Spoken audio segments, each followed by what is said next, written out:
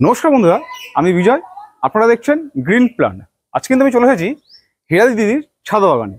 এই ছাদ বাগানে খুব বেশি গাছ না হলেও যে কটা গাছ আছে গাছগুলোর গ্রোথ খুব ভালো। আর হ্যাঁ, মেনলি আপনাদের দেখাবো তরমুজ গাছ। ছাদ বাগানে কিন্তু তরমুজ গাছ আছে এবং তাদের তরমুজ হয়ে আছে, এবং আপনারা প্রত্যেকেই পারবেন।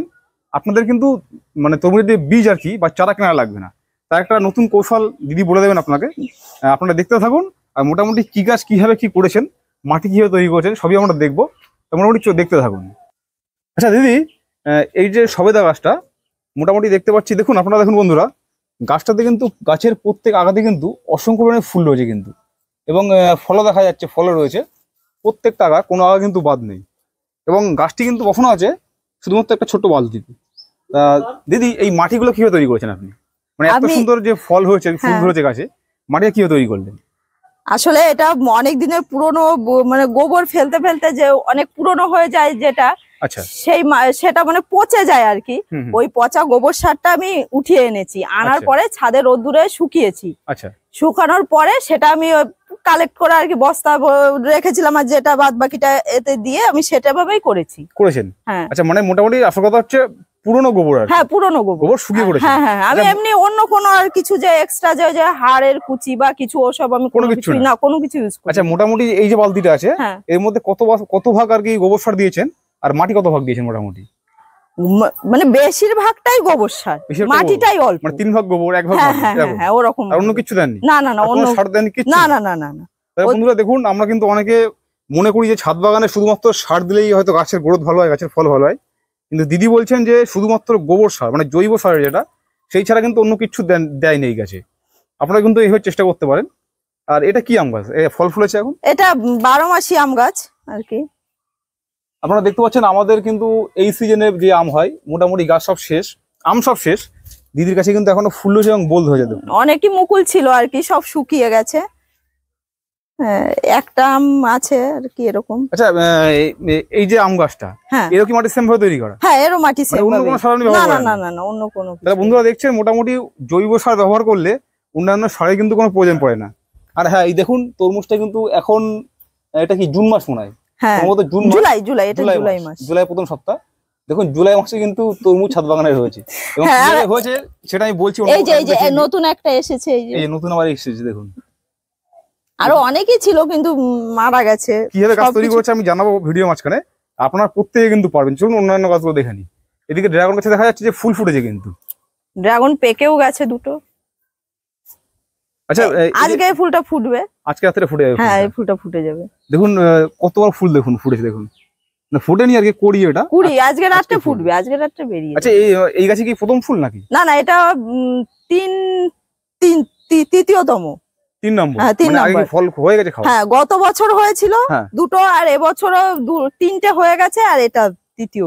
না, আমি তা বলছি না, মানে এই বছরে এটা দ্বিতীয়, এবছর এটা দ্বিতীয়। মানে এর একটা ফল খাওয়া হয়ে গেছে? হ্যাঁ, ফল খাওয়া হয়ে গেছে। আচ্ছা আচ্ছা, স্বাদ কেমন? লাল কি ভেতরে নাকি? ভেতরে লাল, কিন্তু লোকে বলে যে না ভালো না, কিন্তু আমার মেয়ের তো খুব ভালো লেগেছে, মিষ্টিও লেগেছে। হ্যাঁ, আর এই যে মাটি তৈরি করেছেন এটাও সেম প্রসেসে, সব আমার একই মাটি আর কি। হ্যাঁ হ্যাঁ, না না না, অন্য আমার কোনো বিষয় কোনো অসুবিধা নেই। দেখুন, যারা আপনারা মনে করেন যে ছাদ বাগান এরকম সম্ভব নয় বা বড় পাত্র ছাড়া সম্ভব নয়, আপনি দেখুন এটা কোনটুকুনি হাইট আছে, দেখুন, বুঝতে পারছেন? এটা 10 কি 12 লিটার বালতি, কিন্তু তাতেই কিন্তু ড্রাগন গাছ এত বড় হয়েছে। এই যে গোলাপ ফুটেছে। আচ্ছা, এই পাশে দেখছিলাম একটা ফল মনে রয়েছে না? হ্যাঁ, ওই যে হয়েছে, এই দেখুন এইখানেও কিন্তু একটা ফুল রয়েছে। এই ফুলটা গতকাল মনে হয় ফুটে গেছে। হ্যাঁ, যাই হোক, আপনারা কিন্তু চাইলে কিন্তু অনায়াসে তৈরি করতে পারেন।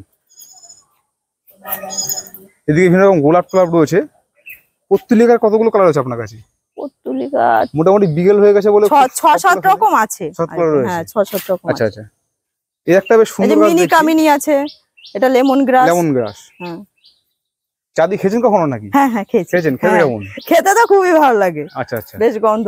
আমরা বেশি একটা চা খাই না, কিন্তু কেউ আসলে তাকে তৈরি করে দেওয়া হয়। আচ্ছা আচ্ছা, খুব সুন্দর একটা গাছ। প্রত্যেকে কিন্তু একটা করে গাছ লাগাতে হবে অবশ্যই ছাদে।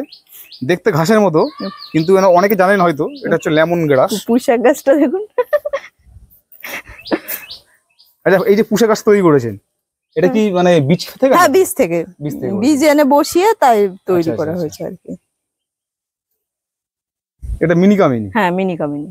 খুব সুন্দর ফুল ফুটেছিল নাকি? হ্যাঁ, ফুটেছিল, আবার ওই যে কুড়ি এসেছে, এই যে একটা ফুলও এসেছে। হ্যাঁ হ্যাঁ, অনেক অনেক এবার বর্ষা সেই আপনার এপ্রিল মাস থেকে শুরু হয়েছে। আচ্ছা, এই গাছ কি এরকম ছোট কিনেছিলেন? গাছ একটু ছোট কিনেছিলাম, মানে সব ওই জৈব সার গোবর দিয়ে তৈরি, অন্য কিছু দেওয়া না? না না না। এর মধ্যে দেখতে পেলেন শুধুমাত্র কিন্তু জৈব সার মানে গোবর সার কিন্তু ব্যবহার করে কিন্তু এত সুন্দর ফল পাওয়া যাচ্ছে। আঙুর গাছে এবার একটা ফুল এসেছিল কিন্তু বাঁচেনি, একটা থোকা এসেছিল। আচ্ছা আচ্ছা, আশা আছে যে সামনের বছর ফল পাবো। বয়স কত? বয়সে 2 বছর হচ্ছে। রথের মেলা থেকে কিনেছিলাম 2 বছর আগে। এই দেখুন আমার পেয়ারা গাছ কত সুন্দর পেয়ারা হয়েছে। হ্যাঁ, এই যে একই প্রসেসে আমি সব গাছই তৈরি করেছি। এটাও আপনার 10 লিটার কি 12 লিটারের বালতি, যাই হোক আমি অত লিটারটা বলতে পারবো না। প্লাস্টিক কথা কেন গাছগুলোতে? এই পেয়ারা পেকে গেলে পাখিতে খেয়ে যাবে, ওই জন্য বেঁধে দিয়েছি। হ্যাঁ হ্যাঁ হ্যাঁ। আচ্ছা আচ্ছা আচ্ছা, সব সময় তো আর দেখা হয় না। আচ্ছা, এবার আসল কথায় আসি, তরমুজটা নিয়ে। তরমুজ গাছটা আপনি কিভাবে তৈরি করেছিলেন বলুন এবার? তরমুজ গাছ আমার হাজবেন্ড তরমুজ মানে গত বছর থেকে আর কি শুরু করেছি। আমাদের কিনে এনেছিল খাওয়ার জন্য। এবার আমরা হলো মানে একটা পাগলামি তাল ভেবেই বীজ লাগিয়েছিলাম। আমার মেয়েকে দেখাচ্ছিলাম যে কিভাবে মানে তরমুজ খেয়ে ওকে আর কি দেখাচ্ছিলাম যে কিভাবে বীজ লাগালে তরমুজ মানে গাছ বেরায় একটা। এবার লাগানোর পরে দেখি গাছটা হলো, আমি বলছি ঠিক আছে থাকুক, রয়েছে ওরকম। দেখি গাছটা বাড়লো, তাতে ফল ধরলো। সেভাবে গত বছর হয়েছিল দেখে এবছরও সেভাবেই তৈরি করেছি। এবছর 5টা হয়েছিল, আর এখন এই গাছ তো শুকিয়ে মারা গেছে, আবার নতুন গাছ বেরিয়েছে। মানে এই একটা গাছ শুকিয়ে মারা গেছিল? হ্যাঁ, এই যে আপনি দেখুন এই যে গাছ এই যে শুকিয়ে গেছে, হ্যাঁ মারা গেছে। এবার গোড়া থেকে আবার হয়ে এটা হয়েছে। বাহ, তাহলে বন্ধুরা দেখতে পাচ্ছেন, আপনারা কিন্তু অনায়াসে বাজার থেকে একটা তরমুজ কিনে এনে তার যে দানা আর কি, সেই দানা কিন্তু লাগাতে পারেন। তাহলে কিন্তু এইরকম তরমুজ ছাদে পেয়ে যাবেন আপনাদের। কিন্তু এবার কি বড় হয় নাকি এরকম ছোট হয়? একটু বড় হয়তো হবে, কিন্তু রোদ্দুরের যা এবছর তাপটা গেছে না, বাড়তে পারেনি। হ্যাঁ হ্যাঁ হ্যাঁ, আগের বছর একটা খেয়েছেন? হ্যাঁ, খুবই মিষ্টি ছিল, কিন্তু এবছর খুব একটা মিষ্টিও হয়নি আর বাড়েনি, একটু ছোট। মানে এবছর একটা বেড়েছে নাকি, খাওয়া গেছে আগে? হ্যাঁ, আগে এক সিজন তো হয়ে গেছে, 5টা হয়েছিল বললাম। আচ্ছা আচ্ছা, আর এবছর তো পরে একটা হয়েছে। যাই হোক বন্ধুরা, আপনারাও কিন্তু এইভাবে চেষ্টা করতে পারেন। আর সবসময় চেষ্টা করবেন জৈব সার গাছ তৈরি করা, কারণ দেখলেন গাছের যেরকম গ্রোথ আছে। যাই হোক, এখানে ভিডিও শেষ করলাম। সবাই ভালো থাকবেন বন্ধুরা। এই দিদির মতো যদি আপনার ছাদ বাগান থেকে থাকে বা বড় ছাদ বাগান থেকে থাকে, আপনি যদি চান আপনার সেই ছাদ বাগানের ভিডিও এই চ্যানেলের মাধ্যমে তুলে ধরা হোক, তাহলে অবশ্যই কিন্তু আমার সঙ্গে যোগাযোগ করতে পারেন। আর যদি আপনার কোনো নার্সারি থেকে থাকে, আপনার নার্সারির ভিডিও বা বাগানের ভিডিও যদি দিতে চান এই চ্যানেলে, সেক্ষেত্রে যোগাযোগ করতে পারেন। তবে হ্যাঁ, এই যে গ্রিন প্ল্যান ইউটিউব চ্যানেল, এই চ্যানেলের ডেসক্রিপশন বক্সে কিন্তু আমার হোয়াটসঅ্যাপ নাম্বার দেওয়া আছে। আপনারা আপনাদের ছাদ বাগানের অথবা নার্সারির ছোট্ট একটা ভিডিও ক্লিপ করে আমাকে পাঠিয়ে দেবেন, আমি দেখে নিয়ে আপনাদের সঙ্গে যোগাযোগ করে নেব। আর হ্যাঁ, আর একটা কথা বলে রাখি, যে কোনো নার্সারির ভিডিও দেখে আমাকে কল করবেন না। নার্সারির যে কোনো ভিডিওতে দেখবেন ভিডিও নার্সারির যে ঠিকানা, ফোন নাম্বার, সমস্ত তথ্য দেওয়া থাকে, আপনারা সেই নাম্বার যোগাযোগ করবেন। আপনারা অনেকে ভুল করে চ্যানেল ডেসক্রিপশন বক্স থেকে নাম্বার নিয়ে আমাকে ফোন করে জিজ্ঞাসা করেন দাদা আপনার নার্সারি কোথায়। এই ভুলটা কিন্তু আপনারা প্লিজ আর করবেন না। যাই হোক, সবাই ভালো থাকবেন, সুস্থ থাকবেন।